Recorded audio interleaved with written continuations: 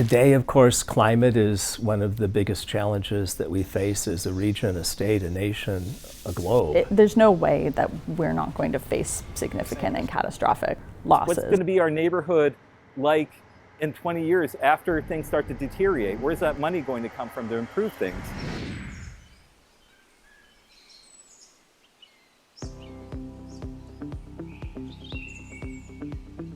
My name's Moshe Tamsot. This is a West Loop community garden. We grow community, and our side product is vegetables and food. Basically, this all came about after listening to the needs of the community. People wanted to garden, but we didn't have access to community gardens. So how can a garden inspire change? A community garden basically privatizes land, meaning it's only accessible to a few people, not to the entire public.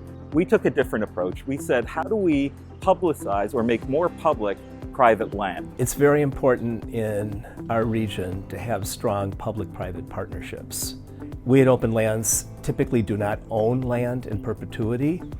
We pass it on to park districts, forest preserve, conservation districts, the state of Illinois, but to public entities. We always do our work at Open Lands in partnership. So that public-private partnership is very significant. Chicago is not one to encourage people of all walks, faiths, beliefs, backgrounds to come together and to intermingle and share their thoughts and learn how to get along. Better that everyone be separate, divide and conquer. And to me, it's not about inequality, it's inequity.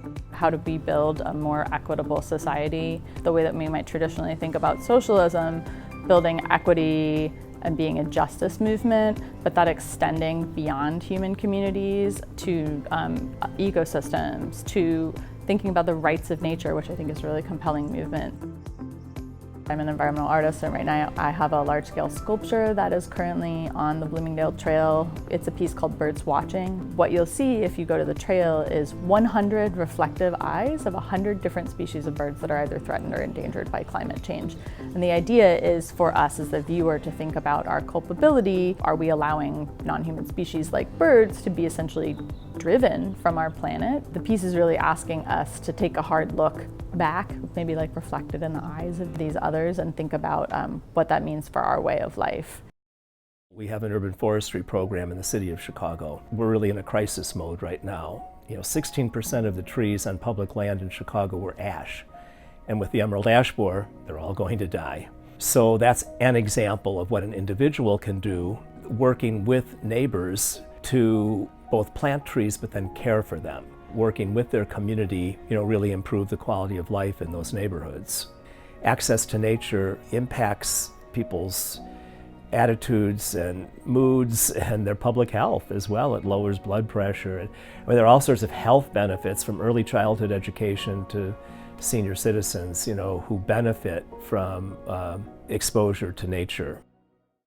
So I recently had a daughter whose name is Kestrel. I think what I hope for my daughter's generation is that we will make it through this gauntlet as best we can. I think what I really hope for her is that she will be part of the generation that transforms the way that our economy and our society works. The best possible of outcomes is that this is really the moment where we could have a catalyst to have a radical transformation, to go from a society of, economic colonialism and an extractive capitalist model that's just about concentrating wealth and power in the hands of a few, to really thinking about a justice movement that builds solidarity among different communities.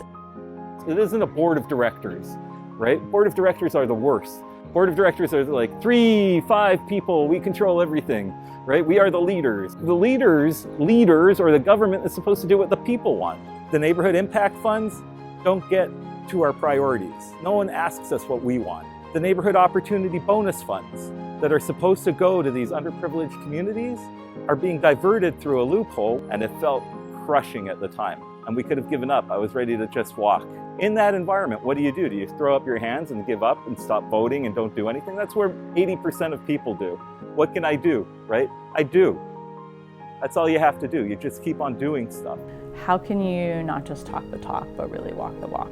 you can take your own particular gift, so whatever it is that you feel really passionate about or driven about, and try to use that as a way to magnify your voice. I think a lot of things that people don't think of as these ways to magnify their voice actually can become these incredibly powerful things that start movements. The most exciting thing about working to be a change maker, you get to really embody and expand these gifts to bring a vision of the world that, a way that the world might be otherwise. Wish us all luck. I hope that we will be successful in transforming our culture, because now is the time.